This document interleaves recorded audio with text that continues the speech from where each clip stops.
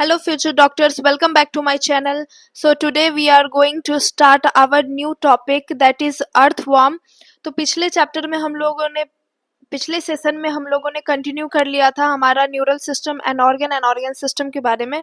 हम पूरी चीज़ें पढ़ चुके हैं जो मेन हमारे एनसीईआरटी में इम्पॉर्टेंट है और साथ ही साथ जो एग्ज़ाम में आने वाला है। सो हम स्टार्ट करते हैं हमारे न्यू टॉपिक के साथ जो कि है हमारा अर्थवर्म। Okay, earthworm.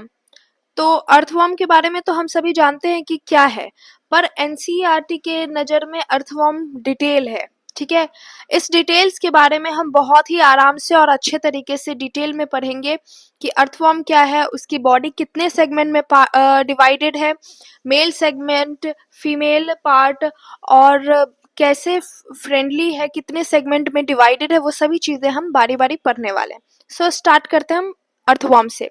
यहाँ पे मैं आपको एक फोटो ऐड कर रही हूँ अर्थवर्म का डायग्राम, जो कि हमारे एनसीईआरटी में आपको मिल जाएगा। ये आप देख रहे हैं, ये जो डायग्राम है जिसमें मैं आपको बता दूं,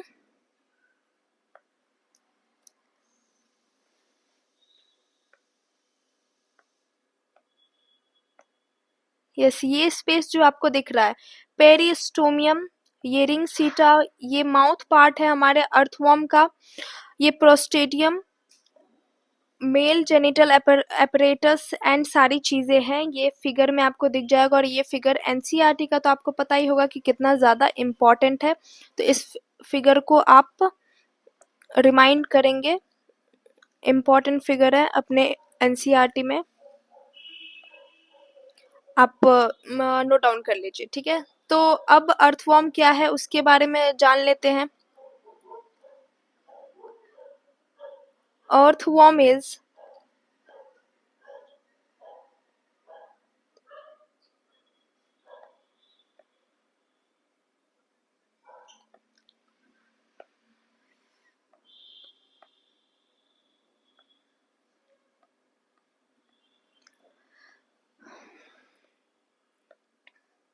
अर्थवर्म जो कि कॉमनली हमारे एरिया में फाइंड होता है, वो किस कलर का होता है। So earthworm is reddish brown in colour. ये बहुत ही मेन और इम्पॉर्टेंट लाइन है, एनसीईआरटी का लाइन है, सो आप इसको याद करेंगे। Earthworm is reddish brown in colour, it is found in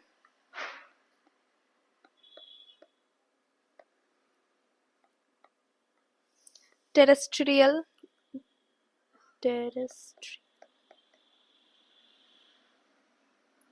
reason. Okay, terrestrial region में ये हमें मिल जाएगा, अर्थवर्म मिलता है। गीला जहाँ पे मॉइस्ट सॉइल रहता है वहाँ पर हमें अर्थवर्म दिखता है। मोस्टली अर्थवर्म हमें बारिश के समय में दिखता है। ठीक है, तो it leaves upper layer moist cell, ये सॉरी, ये मॉइस्ट सेल के अपर लेयर में रहता है, जो कि मैंने आपको बताया, moist soil,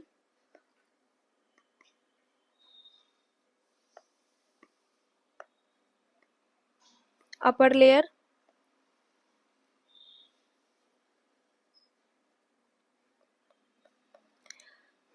We find earthworm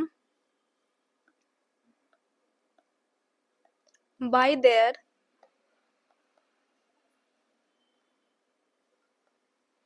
fecal deposit, fecal deposit,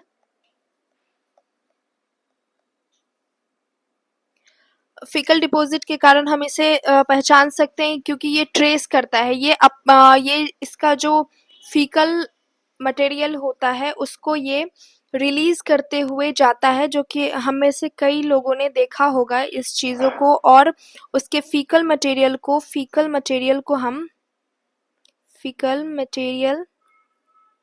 known as सीटा, sorry, castings, I am so sorry, castings. ठीक है, सो अब हम बात करें common Indian earthworm.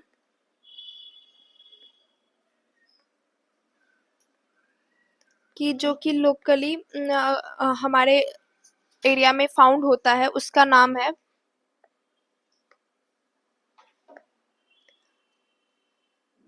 फेरेटीमा and Lumbricus. Okay, फेरेटीमा Lumbricus के बारे में हम पढ़ेंगे। फेरेटीमा Lumbricus.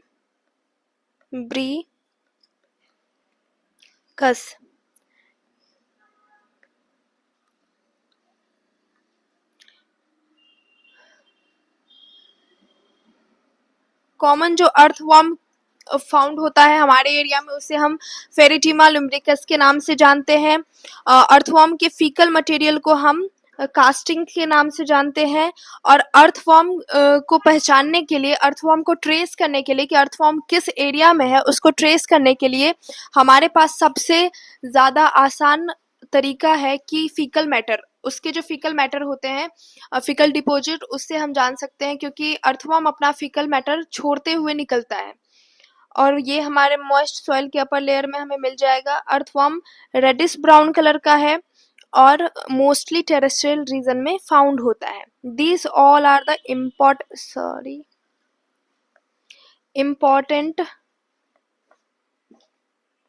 important points, so noted it।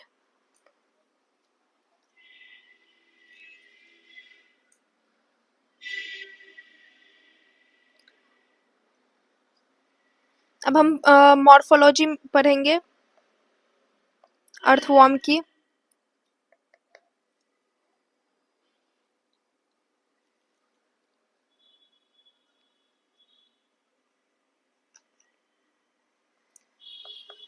It has long cylindrical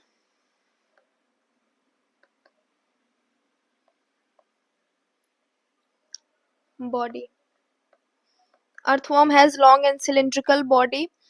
The body is divided into more than 100 and 120 smaller segment. Okay, earthworm की जो body होती है more than 100 to 120 smaller segment में divided होती है, smaller segment।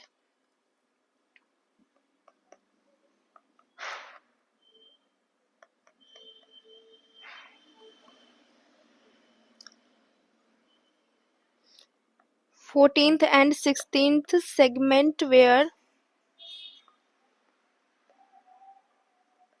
covered by covered by a prominent dark bond of glandular tissue clitellum।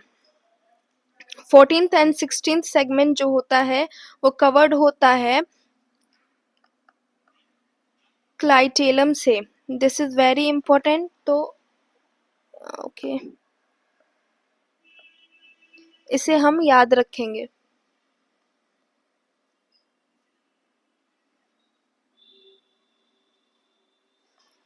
Earthworms body are divided into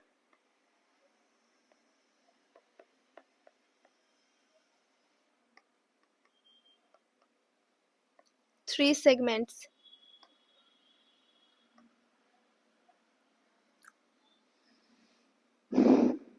that is preclitellum, clitellar, clitellar,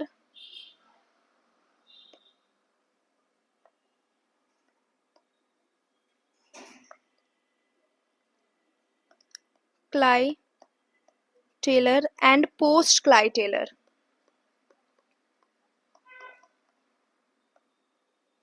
ये तीन segment में earthworm की body divided होती है, जो कि है first preclitellar, clitellar and post clitellar.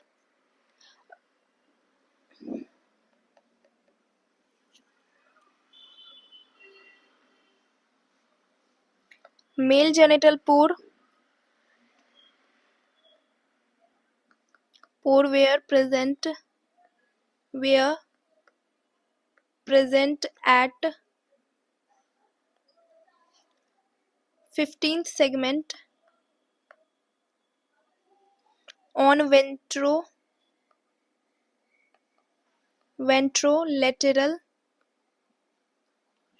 side. So what is ventral and what is dorsal? इसके बारे में हम डिटेल पढ़ने वाले हैं. मैं आपको बता दूंगी कि वेंट्रो क्या है, वेंट्रोलेटरल साइड और डॉर्सो क्या होता है. वेंट्रो मतलब फ्रंट साइड, मतलब आप ऐसा समझ सकते हैं ह्यूमन बॉडी में डॉर्सल मतलब पीठ, उसी तरह से अर्थवर्म के पीठ के तरफ को हम डॉर्सल कहेंगे और वेंट्रल कहेंगे हम फ्रंट साइड को. Front side ventral, back side called dorsal.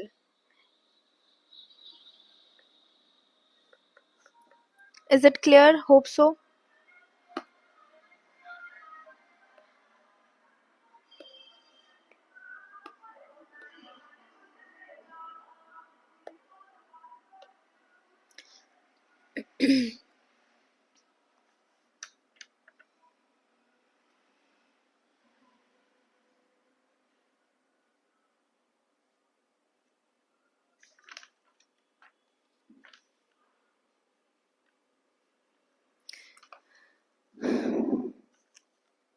Earthworm is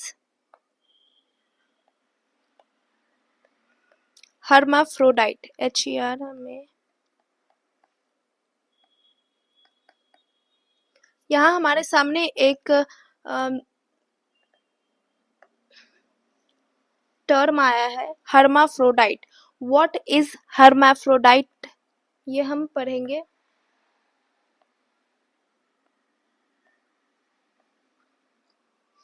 hermaphrodite का मीनिंग है बाइसेक्सुअल. बाइसेक्सुअल. तो अब सवाल होगा कि बाइसेक्सुअल क्या है. तो बाइसेक्सुअल ये है कि ओवरीज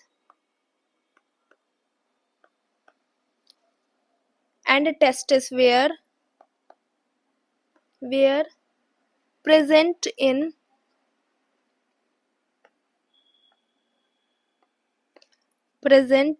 same body के अंदर मेल जेनिटल ट्रैक्ट और ओवरीज फीमेल दोनों के ही जो प्रेजेंट है, एक ही में है, एक ही बॉडी में दोनों के ही जेनिटल ट्रैक्ट प्रेजेंट है. That's why it is called bisexual और हर्माफ्रोडाइट. तो हमें याद रहेगा कि अर्थवर्म हर्माफ्रोडाइट है और कि यहाँ पे exchange packet sperm called spermatophores. This is about another things. Okay, एक और मेन पॉइंट है, मेन पार्ट है अर्थवर्म के बारे में जो कि हमें याद रखना बहुत ही इम्पोर्टेंट है. That is earthworm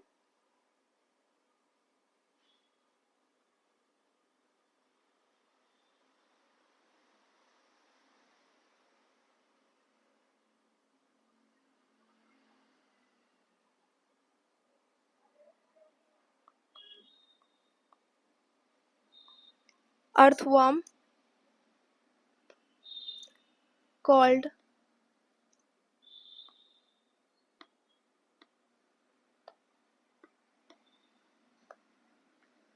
earthworm known as friend of farmer. तो फ्रेंड ऑफ फार्मर कैसे है अर्थवर्म, इसके बारे में हम बात करेंगे. ये जो है इंक्रीज करता है fertility,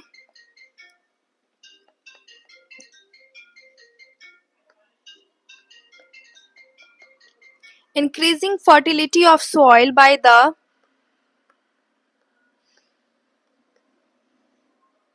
earthworm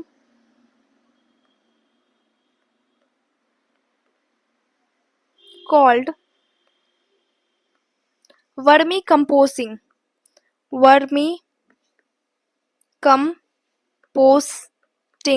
This is very important line in NCERT. ये हमें बहुत ही अच्छे तरीके से याद रखना होगा इस पॉइंट को, क्योंकि ये बहुत ही मेन पॉइंट है, मेन टर्म है नीट के लिए भी, 11-12 के लिए भी, कि how earthworm called friend of farmer, so हम रीज़न यही देंगे क्योंकि वो फर्टिलिटी रेट जो है वो बढ़ा देता है, इसीलिए वो फार्मर्स के फ्रेंड कहलाते हैं। और साथ ही साथ वो जो प्रोसेस होता है फर्टिलिटी रेट बढ़ाने का, उसे हम वर्मी कंपोस्टिंग के नाम से जानते हैं। So that's it about earthworm. Hope so ये वीडियो आपको बहुत अच्छा लगेगा और साथ ही साथ आपको बहुत ही बेहतर लगेगा, और बाकी आपको जो भी डाउट हो वो आप मुझसे क्लियर कर सकते हैं। और अर्थवर्म इस बार डिलीट हो चुका है, इसलिए मैं बहुत ही शॉर्ट तरीके से पढ़ा रही हूँ। सो हम आगे कंटिन्यू करेंगे नेक्स्ट वीडियो में कॉकरोच से। ये हमारा अर्थवर्म कंप्लीट हो चुका है। किसी भी तरह की आप लोगों में से किसी को भी डाउट हो, so you can ask me any time, I will help you, and please do subscribe my channel